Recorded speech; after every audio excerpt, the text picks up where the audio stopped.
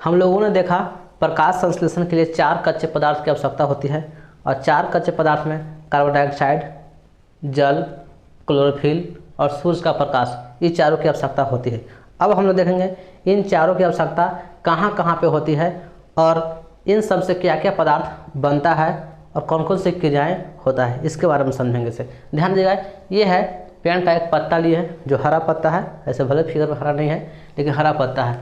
देखिए हरा पत्ता ये है, इसी को हम लोग बोलते हैं वृंत या स्टाल को बोलते हैं। इसके सहायता से या टहरी से जुड़ा होता है। और ये बीच वाला भाग दिखाई दे रहा है, इसको बोलते हैं मेन भेन। इसको बोलते हैं मेन भेन, मतलब मुख्य सिरा। इसको बोलेंगे मुख्य सिरा कहेंगे, मुख्य सिरा कहेंगे। और साइड में इसमें दिखाई दे रहा है, इसे हम बोलेंगे साइड वेन। इसको बोलेंगे इधर लिखेंगे साइड वेन। सहायक सिरा भी कह सकते हैं, इसको दूगो सिरा है। और ये दिखाई दे रहा है ये भाग, इसी को बोलते हैं लीफ ब्लेड। इसको बोलते हैं लीफ ब्लेड। और ये है इसको नोकीला वाला भाग अगला, इसको बोलते हैं एपिक्स। तीर्थों पत्ता का संरचना था, कभी और इसके बारे में विशेषता पढ़ लेंगे। अब ध्यान दीजिएगा, ये पत्ता के ऊपर वाला त्वचा होता है, चमड़ा, उसको बोलते हैं एपिडर्मिस। ऊपर का पत्ता है, उसके पत्ता का ऊपर लेयर उखाड़ेंगे तो उसको बोलते हैं एपिडर्मिस। और एपिडर्मिस में भी पाया जाता है ऑस्टोमेटा, एक सूक्ष्म छिद्र के रूप में पाया जाता है। इसको सूक्ष्म छिद्र का ऑस्टोमेटा या इसको बोलते हैं रंध्र, ऑस्टोमेटा या रंध्र पाया जाता है। यही एपिडर्मिस कोशिका के ऊपर पाया जाता है, ये ऑस्टोमेटा या रंध्र बोलते हैं, एक सूक्ष्म छिद्र के रूप में पाया जाता है। इसका फिगर ऐसे दिखाया गया है, यही ऑस्टोमेटा का फिगर। ये खुला हुआ ऑस्टोमेटा है, देखिए ये बीच वाला भाग है, ये खुला हुआ है, तो खुला हुआ ऑस्टोमेटा से बंद होगा तो बंद हो जाएगा ऑस्टोमेटा का मुँह। अब ये ऑस्टोमेटा के जो बूंद दिखाई दिया गया है, देखिएगा यही है क्लोरोप्लास्ट, और ऑस्टोमेटा की ये सब दिखाई रहा है, ये है द्वार कोशिका। ऑस्टोमेटा द्वार कोशिका से ढका हुआ होता है, तो यही है द्वार कोशिका। और इसमें है ये क्लोरोप्लास्ट, ये है क्लोरोप्लास्ट, एक लवक है, क्लोरोप्लास्ट बोलते हैं, इसको हरित लवक बोलते हैं। और क्लोरोप्लास्ट के अंदर जब इसके अंदर इन करेंगे तो इस तरह का क्लोरोप्लास्ट दिखाएगा, या दोहरी झिल्ली वाली संरचना दिखाएगा। इसको कह सकते हैं एक झिल्ली, दोहरी झिल्ली वाली संरचना है, दोहरी झिल्ली की संरचना है। ध्यान देगा, दोहरी झिल्ली संरचना है। अब इसके अंदर देखेंगे क्लोरोप्लास्ट के अंदर में तो इस तरह का संरचना दिखाई देगा, ये स्तंभ के अनुसार दिखाई दे रहा है, कई वैसे संरचना दिखाया गया है। इसी को बोलते हैं ग्राना। इधर तो ये भी ग्राना है, सब क्या है, ग्राना है। 1 2 3, ये तीनों ग्राना है, इसको बोलते हैं ग्राना। और इसके अंदर जो द्रवनुमा संरचना भरा हुआ ये जल की तरह, इसी को बोलते हैं अस्ट्रोमा। ये अस्ट्रोमा है, द्रवनुमा संरचना होता है। अब ध्यान देगा, ये ग्राना है ना, तो छोटे छोटे थैलोकाइट से मिलकर बने होते हैं। ये है थैलोकाइट, ध्यान देखिए, ये छोटे छोटे ऐसा कई थैलोकाइट है, 3 गो थैलोकाइट, 4 गो थैलोकाइट, ऐसा छोटे थैलोकाइट से मिलकर बने होते हैं। तो ध्यान देगा, क्लोरोप्लास्ट के अंदर मुख्यतः हम दिखाया ग्राना को और अस्ट्रोमा को, दिखाया। और ग्राना छोटे छोटे थैलोकाइट से मिलकर के बने होते हैं। अब ये थैलोकाइट के अंदर खोला गया तो देखा गया थैलोकाइट के अंदर एक क्लोरोफिल, यही क्लोरोफिल है जो हरा रंग वर्णक उपस्थित है, यही क्लोरोफिल पाया जाता है। किसके अंदर, थैलोकाइट के अंदर क्लोरोफिल। और यही क्लोरोफिल के अंदर पाया जाता है मैग्नीशियम, जो एक धातु है। यही क्लोरोफिल के अंदर क्या पाया जाता है, मैग्नीशियम धातु है।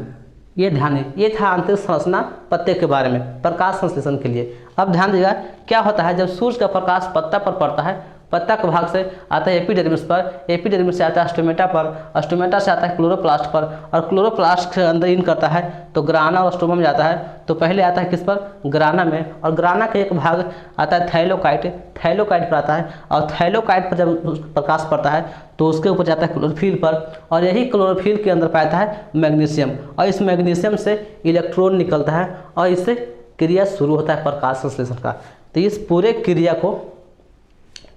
क्रिया को हम लोग प्रकाश रिएक्शन कह सकते हैं, प्रकाश अभिक्रिया। प्रकाश अभिक्रिया कहते हैं, अभिक्रिया।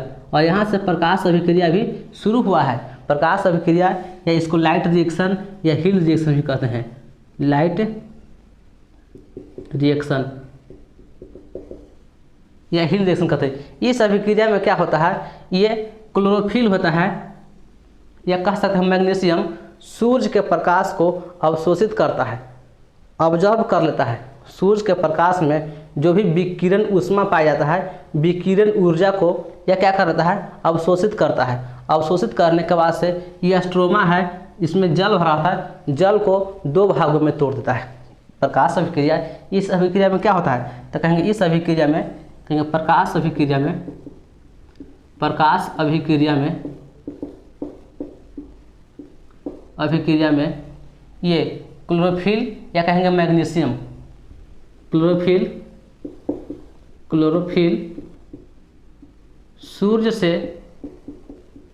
सूर्य से प्राप्त विकिरण ऊष्मा को, सूर्य से प्राप्त विकिरण ऊर्जा को सूर्य से प्राप्त विकिरण ऊर्जा को ग्रहण करता है, और वह विकिरण ऊर्जा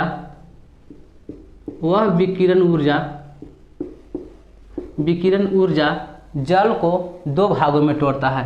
जल को अर्थात H2O को 2 भागों में तोड़ता है, 2 भागों में तोड़ देता है, 2 भागों में तोड़ देता है।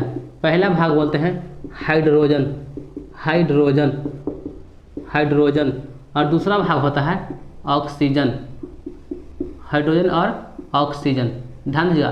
तो पहला काम था कि इसका 4 कच्चे पदार्थ में पहला क्लोरोफिल का काम हो गया कि क्लोरोफिल क्या करता है, तो क्लोरोफिल सूर्य से प्राप्त विकिरण ऊष्मा या ऊर्जा को ग्रहण करता है, और ग्रहण करने के बाद से यह जल को 2 भागों में तोड़ देता है, एक हाइड्रोजन, दूसरा ऑक्सीजन, ये 2 भागों में तोड़ता है।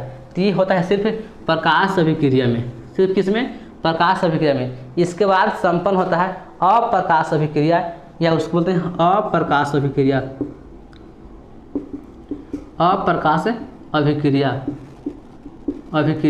इसी को बोलते हैं डार्क रिएक्शन।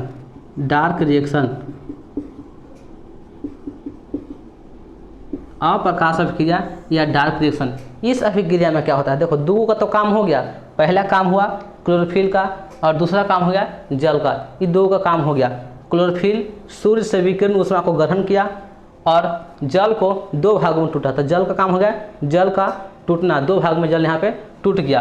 काची टूटा है, हाइड्रोजन में और ऑक्सीजन में। अब अप्रकाश अभिक्रिया में क्या होता है, यहाँ कार्बन डाइऑक्साइड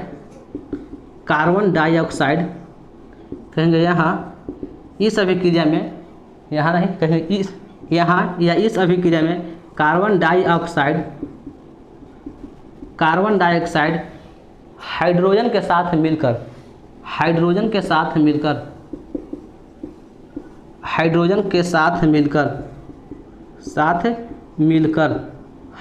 साथ मिलकर ग्लूकोज का निर्माण करता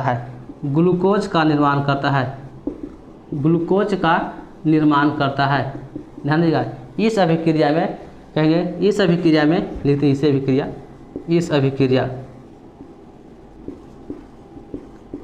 इस अभिक्रिया में कार्बन डाइऑक्साइड हाइड्रोजन के साथ मिलकर ग्लूकोज का निर्माण करता है।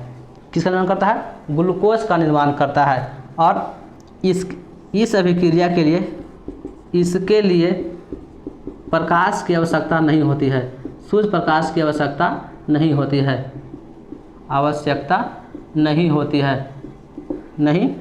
है, इसीलिए इसको अप्रकाश रिएक्शन कहते हैं, क्योंकि इसके लिए प्रकाश की आवश्यकता नहीं होती। प्रकाश की आवश्यकता तो खाली इसके लिए हो, जल को तोड़ने के लिए 2 भागों में, हाइड्रोजन और ऑक्सीजन में। यहाँ तक हो गया ये अप्रकाश रिएक्शन। अब बचा कौन सी, ऑक्सीजन का तो कोई काम नहीं रहा, टूटा तो यही ऑक्सीजन